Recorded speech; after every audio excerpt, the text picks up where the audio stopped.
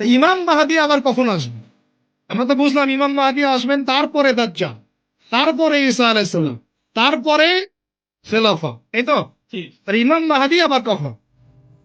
আমাদের বুয়েটের মাহাদি বের হয়, পাঞ্জাব থেকে মাহাদি বের হয়, হ্যাঁ, বাংলাদেশের ওই খুলনায় মাহাদি বের হয়, সৌদি আরব থেকে ওই কোনা থেকে মাহাদি বের হয়, হয় না? খুব ভালো করে মনে রাখবেন, যতক্ষণ এই বিশ্বে একটা মালহামা না হচ্ছে মাহাদি আসছেন না। কথা ক্লিয়ার? এই বিশ্বে যতক্ষণ একটা মালহামা না হচ্ছে মাহাদি আসছেন না। তিনি আসবেন ফাতিমা রাদিয়াল্লাহু আনহার বংশ থেকে। কার বংশ? তার আসল নাম মুহাম্মদ। কি নাম? তার নাক উঁচু, নাক একদম উঁচু, খাড়া, কপাল চওড়া, চেহারার গড়নটা আমাদের নবী সাল্লাল্লাহু আলাইহি ওয়াসাল্লাম। তার বাবার নাম হবে আব্দুল্লাহ, তার মায়ের নাম হবে আমিনা। তিনি দায়িত্ব নিতে চাইবেন না, তিনি দায়িত্ব নিতে চাইবেন না। তিনি দায়িত্ব না নেওয়ার জন্য মদিনা থেকে পালিয়ে মক্কায় চলে আসবেন। ভয়ে আমাকে দায়িত্ব দিও না, এই ভয়ে। ও তিনি আরবি ভাষায় কথা বলবেন, বাংলা ভাষায় না। এখনকার মাহাদিরা পাঞ্জাবি ভাষায়, বাংলা ভাষায় কথা বলবেন, ঠিক আছে? এবং এই কাবা ঘর যেটা আপনার আমরা তাওয়াফ করি, এখানে যে হাজারা আসওয়াদ আছে না, আর এই যে হাজারা আসওয়াদ আর মাকাম ইব্রাহিম, এই দুটো জায়গার মাঝামাঝি মানুষ তাকে চিনে ফেলবে, এই তো মাহাদি। তার হাতে মানুষ বয়াত নেবে ৩১৩ জন। কতজন? ওই তালুত বাহিনীতে ৩১৩, বদরও ৩১৩, এখানেও ৩১৩। এবার শুরু হবে আসল খেলা। এবার প্রথমে ওই আরবেরই একটা গোত্র বনু কালব। কোন গোত্র? এই বনু কালব এই ইমাম মাহাদির বিরুদ্ধে যুদ্ধ করবে। মাহাদি এই যুদ্ধে জয়লাভ করবেন ইনশাআল্লাহ। তারপরে সিরিয়া, শাম থেকে, শাম মানে শুধু সিরিয়াই না, ওই পুরো অঞ্চলটাই শাম, ওখান থেকে একটা দল আসবে এই মাহাদির সাথে যুদ্ধ করার জন্য। আল্লাহ পাক তাদেরকে মক্কা মদিনার মাঝখানে বাইদা নামক জায়গায় ধসিয়ে দেন। কোন জায়গা? এরপরে মুসলমানদের আর কোনো পতন নাই, হাত পিছনে ফিরে তাকানোর কোনো সুযোগ নাই। মুসলমানরা আর মাথা নিচু করবে না ইনশাল্লাহ কোনোদিনের জন্য। তারপর চলতে থাকবে খালি ইসলামের বিজয় আর বিজয় আর বিজয় আর বিজয়। এভাবে চলবে। তবে মাহাদি কখন আসবেন? আগে মালহামা, তারপর মালহামা কি তাহলে? এটা হচ্ছে একটা বিশাল যুদ্ধ। এটা কি? কেমন যুদ্ধ? নবীজি বলেছেন এই রোমকরা, ইউরোপিয়ানরা তোমাদের সাথে অচিরেই চুক্তি ভঙ্গ করবে এবং ৮০টা পতাকা নিয়ে তোমাদের বিরুদ্ধে ওরা যুদ্ধ করবে।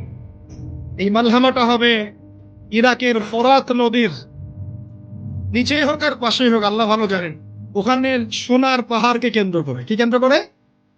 এই সোনা মানে সত্যিকারের সোনাও হতে পারে, অথবা তেলও হতে পারে, আল্লাহ ভালো জানেন।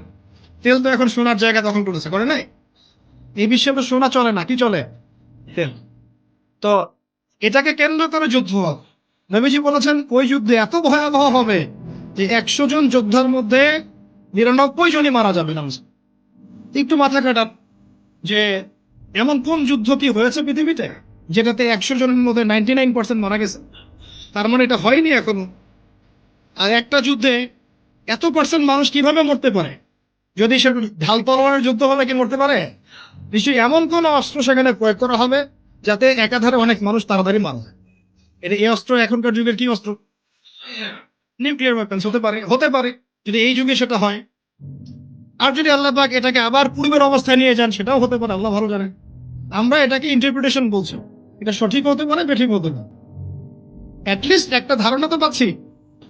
তারপর এই ইউফ্রেটিস নদীর এই সোনার পাহাড়কে কেন্দ্র করে এটা ধরে থাকবে। আল্লাহ নবী আরো বলেছেন সাল্লাল্লাহু আলাইহি ওয়াসাল্লাম, মুসলমানরা, আমাদের কথা বলছে, মুসলমানরা তোমরা যেন সেখানে হাতও না বাড়াও, কোন মুসলমান যেন ওই সোনায় হাতও না বাড়ায়। ওই দিক থেকে আমরা যেন সম্পূর্ণ মুক্ত থাকি, ওরা মারামারি করে শেষ হয়ে যায় না। বিশ্বটা হয়তো সংক্ষিপ্ত হয়ে আসতে পারে যদি এরকম কোনো ম্যাসিভ নিউক্লিয়ার যুদ্ধ হয়ে যায়, যেটার আশঙ্কা অনেকেই করেন। মিলিটারি অ্যাফেয়ার্স যারা করেন তারা করেন, পলিটিক্স যারা করেন তারা করেন। এবং এই জায়নিস্টরা চাচ্ছে, এই জায়নিস্টরা খুব করে চাচ্ছে বিশ্বে এমন একটা যুদ্ধ লাগুক। একবার ইউক্রেন রাশিয়ার ইস্যু তুলে দেয়, একবার সিরিয়ার ইস্যু তুলে দেয়, একবার আফগান ইস্যু তুলে দেয়, একবার ইরাকে ইস্যু তুলে দেয়, একবার প্রথম বিশ্ব যুদ্ধ লাগায়, একবার দ্বিতীয়টা লাগায়। ওরা খুব করে চাচ্ছে যেন আরো একটা লাগে। এবার যদি লাগে তাহলে এটা কনভেনশনাল যুদ্ধ হবে না, এটা দেখবেন একটা নিউক্লিয়ার যুদ্ধ হয়ে গেছে। সেটা হয়ে গেলে ওয়ার্ল্ডের আয়তন আর এমন থাকবে কিনা আল্লাহ ভালো জানে। এগুলো ভাবতে হবে, আমাদের করণীয় ফিক্স করতে হবে। আর আমরা কি করছি বললাম, বলছি নেইমার দিকে ফুটবল খেলছি। আমরা কি করছি, আমরা মাশাআল্লাহ তেল বিক্রি করছি ওদের কাছে, আমরা ওদের কাছ থেকে পেট্রোডলার চুক্তি করেছি, ওদের সাথে বন্ধুত্ব করার চেষ্টা করছি। আর আল্লাহ পাক কোরআনে বলেছেন লা তাত্তাখিযুল ইয়াহুদা ওয়ান নাসারা আউলিয়া, ওই আয়াতটা থাক, ওটা খালি তেলাওয়াতের জন্য, আমল করার জন্য না। আমার কথা কি বুঝতে পারছেন? ওলামায়ে কেরাম তো নিশ্চয়ই বুঝতে পারছেন। তো এখন আমি যে বললাম যে সুদ ভিত্তিক অর্থনীতির সাথে আমরা যেন সম্পৃক্ত না হই, হারাম না খাই, ঘুষ না খাই, বা হারাম রিজিকে না যাই, তাহলে ইবাদত কবুল হবে না। আদতে আমরা সবাই কোনো না কোনো ভাবে সুদ খাচ্ছি, কারণ পুরো সিস্টেমটাই সুদ ভিত্তিক। এখন এখান থেকে আমাদের উদ্ধারের পথ কি? একটা আয়াত আমি বলতে চাই, যেটাতে আপনি আশ্বস্ত হবেন কিছুটা। আল্লাহ পাক বলেছেন সূরা তালাকের মধ্যে, ফাত্তাকুল্লাহা মাস্তাতা'তুম, ফাত্তাকুল্লাহা মাস্তাতা'তুম, তোমরা সাধ্যমতো আল্লাহকে ভয় করো। মানে ইচ্ছা করে আপনি সুদের সাথে সম্পৃক্ত হয়েন না, অনিচ্ছাকৃত যদি লেগে যায়, গায়ে ছিল ফোঁটা, আল্লাহ মাফ করে দিবেন ইনশাআল্লাহ। তাহলে ভাই আমরা যে মুসলিম পরিবারে জন্ম নিয়েছি, শুকরিয়া আদায় করতে হবে কিনা?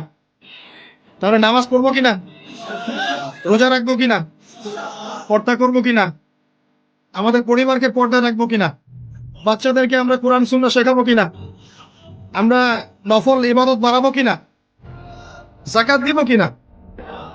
বাংলাদেশে কিচ্ছু লাগবে না, কোনো বৈদেশিক ঋণেরও দরকার নাই, শুধু আপনারা যাকাত দেওয়া শুরু করেন। আমাদের স্যার আছে এখানে, উনি এই কথাগুলো আর উঁচু লেভেল পর্যন্ত পৌঁছাতে পারবেন, আমরা তো সব জায়গায় পৌঁছাতে পারবো না। কোনো বৈদেশিক ঋণের দরকার হবে না যদি আমি যাকাত দেওয়া শুরু করি। যাকাতে খাত কয়টা? 8টা। কয়টা? 8টা। খাতগুলো খুঁজে খুঁজে বের করেন, মুফতি সাহেবদের সাথে পরামর্শ করেন, দেখেন শুধু যাকাতের টাকা দিয়েই দেখবেন দারিদ্রতা দূর হয়ে গেছে ইনশাআল্লাহ। এটা প্রমাণিত অর্থনীতি, এটা কোনো কাল্পনিক অর্থনীতি নয়। আপনি উমর রাদিয়াল্লাহু আনহুর যুগে খুঁজে খুঁজে কোনো ফকির মিসকিন পাবেন না, পাবেন? উসমান রাদিয়াল্লাহু আনহুর যুগে আপনি খুঁজে খুঁজে মিসকিন পাবেন না। তাহলে তাদের সময় কিভাবে সম্ভব হলো, এখন কেন হয় না? কারণ হচ্ছে আমরা একে তো সুদভিত্তিক অর্থনীতির মধ্যে আছি, এক। দুই, আমরা ওই যে পশ্চিমাদের এবং জায়নিস্টদের ঋণের জালে পড়ে গেছি। দুই, আর তিন হচ্ছে আমরা যাকাত ছেড়ে দিয়েছি। মাঝে মাঝে আমরা দেই টুকটাক যাকাত, মসজিদে, মাদ্রাসা, এখানে ওখানে, আর মনে করি যে আমি পাক্কা মুসলমান হয়ে গেছি। প্রথম নসিহত আজকের, আল্লাহ পাক আমাকে আমল করার তৌফিক দান করুন, আপনাদের সবাইকে তৌফিক দান করুন। তুদখুলু ফিস-সিলমি কাফা, তোমরা পরিপূর্ণরূপে ইসলামে প্রবেশ করো। যতদিন পর্যন্ত আমরা পরিপূর্ণ মুসলমান না হচ্ছি, পুরো বিশ্বে মাইর খাওয়া বন্ধ হবে না। যে মুসলমান নামাজ পড়ে না, সে কেন মাইর খাবে না আমাকে বুঝান। যে মুসলমানের নৈতিকতা নাই, 10টা টাকার জন্য ইমান বিক্রি করতে পারে, সে কেন মাইর খাবে না? যে বোন পর্দা করার ফুরসতই পাচ্ছে না, তার কাছে মনে হচ্ছে দেহের প্রদর্শনী মনে হয়, এটাই মনে হয় ভালো, তো সে কেন মাইর খাবে না? কেন ধর্ষণের শিকার হবে না আমাকে বুঝান। যখন আমরা হারাম খাচ্ছি, কিভাবে আমাদের দোয়া আরো সে আজিমে পৌঁছাবে আমাকে বুঝান। আর যখন আমরা রাষ্ট্রীয়ভাবে, জাতিগতভাবে আল্লাহর হুকুম আহকাম বিধানকে পাশ কাটিয়ে মানব রচিত বিধান চর্চা করছি, আল্লাহর রহমত কিভাবে নেমে আসবে আমাকে বুঝান। আমি বুঝি না ভাই, আমাকে বুঝান। কোন অপশন আছে? একটা বিষয়ে কান খুলে শুনে রাখেন, আসন্ন সময়গুলোতে এই বিশ্বে শুধুমাত্র ইসলাম থাকবে, আর কিচ্ছু থাকবে না।